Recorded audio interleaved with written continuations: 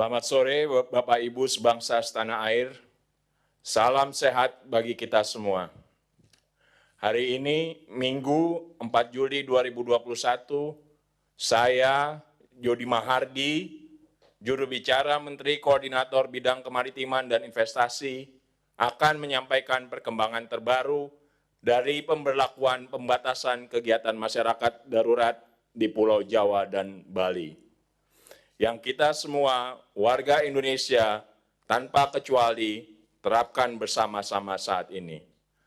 Pertama-tama sekali, penting sekali kami tekankan saat ini bahwa semua masyarakat Indonesia, khususnya yang berada di Pulau Jawa dan Pulau Bali, mengakses informasi yang resmi dan valid. Situs resmi pemerintah adalah covid19.go.id. Bagi yang mobilitas tinggi, klik s.id/info vaksin untuk mendapatkan semua informasi yang diperlukan di smartphone kita. Kabar terkini yang resmi dari pemerintah adalah siaran pers secara langsung yang disiarkan oleh TVRI dan berbagai stasiun televisi swasta lainnya. Juga disiarkan secara langsung oleh RRI, Radio Republik Indonesia, dan berbagai stasiun radio lainnya. Siaran ini dilakukan setiap hari sejak Jumat 2 Juli 2021 sampai dengan 20 Juli 2021 pada pukul 17.00 waktu Indonesia Barat.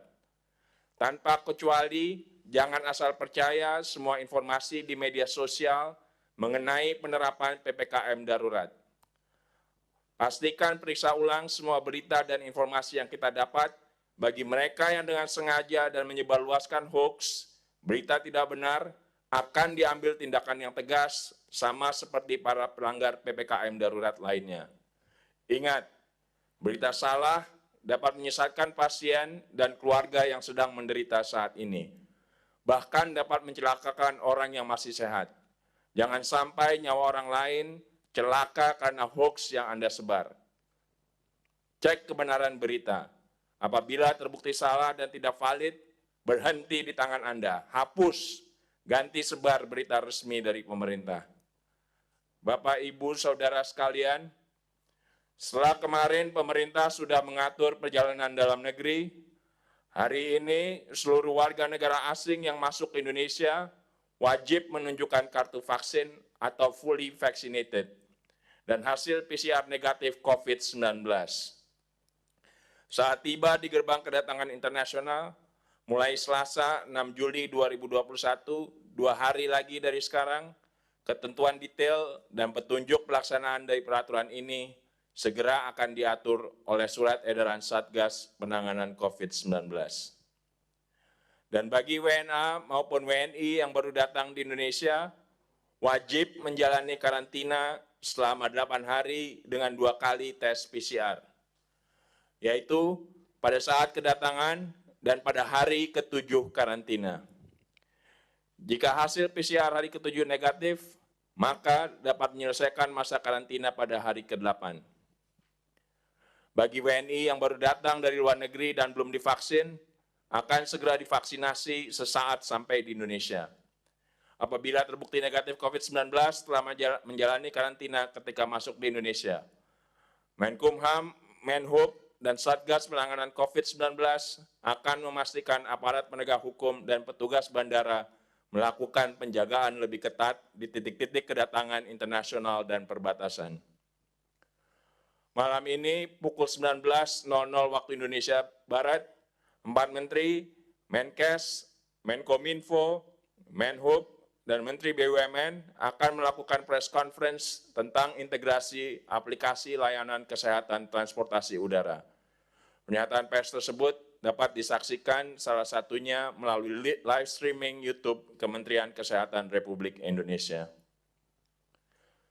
Satgas Penanganan COVID-19, Kementerian Luar Negeri, dan Kementerian Perhubungan akan mengumumkan keluarnya surat edaran perjalanan luar negeri terbaru pada pukul 20.00 waktu Indonesia Barat malam ini.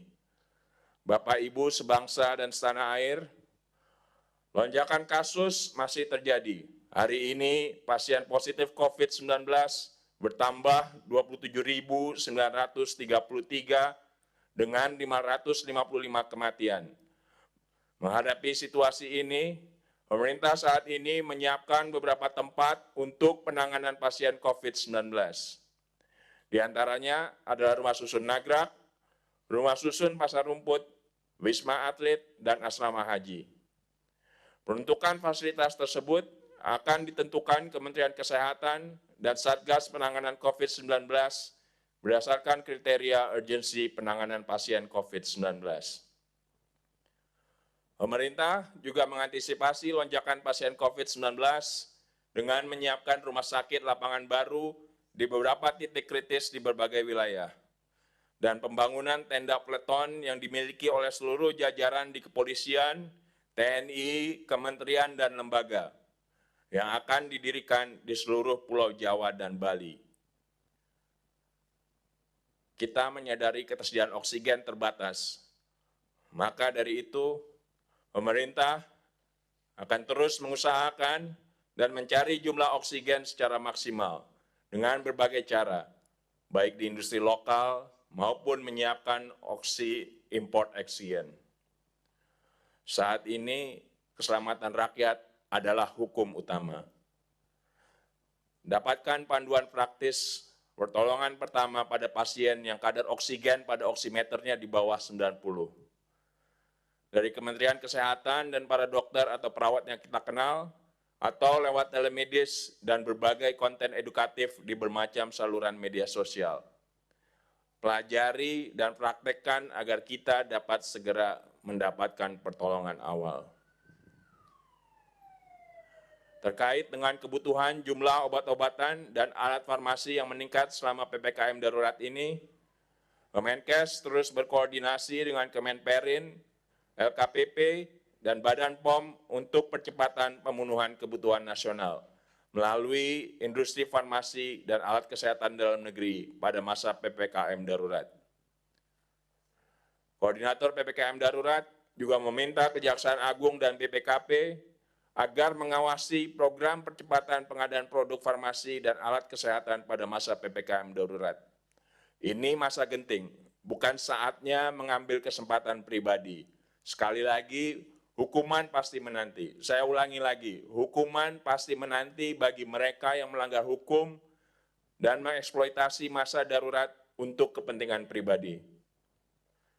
Bagi masyarakat umum yang tidak menghadapi situasi kritis merawat pasien COVID-19, jangan menimbun oksigen. Kita prioritaskan untuk menyelamatkan nyawa saudari kita saat ini. Distributor dan pelaku penimbun oksigen dan obat-obatan penting untuk perawatan COVID-19 adalah musuh masyarakat dan akan ada ganjarannya. Kami yakin kita sebagai kesatuan warga bangsa Indonesia siap saling membantu dan menyelamatkan nyawa saudara kita, termasuk dengan mematuhi dan melaksanakan berbagai ketentuan yang ditentukan selama PPKM darurat diberlakukan. Tetap di rumah, selalu pakai masker, lebih baik apabila didobel, rajin cuci tangan, dan patuhi protokol kesehatan harga mati. Tidak mematuhinya akan berujung sanksi atau keselamatan nyawa Anda dan orang lain. Tetap bersatu melawan COVID-19. Semoga Tuhan melindungi dan menyehatkan seluruh bangsa Indonesia.